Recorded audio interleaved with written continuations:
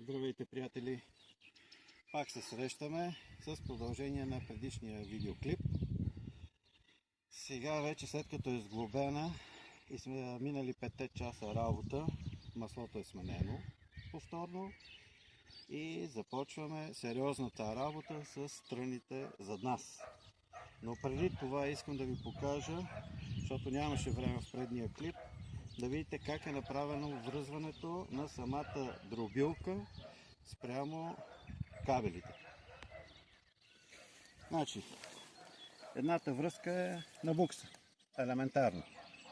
Мъжко-женско, няма как да го бъркате. Второто, което ви казах, ево тук е така, го снимя пръста, където ми е.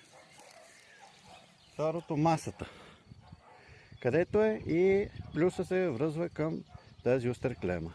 Това е общо взето. Сега да минем към паленето.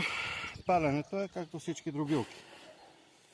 В случая имаме кранче за горивото, смукач, включен, и ето тук, ето това лошче, това е за бързи, бавни или увеличаване на оборотите и намаляването. Като по принцип някои го слагат в най-ляво положение, аз по принцип го слагам в средно положение, докато заработи, и след това вече го усилвам. Като се обере лофта и се дърпа, за да се запали.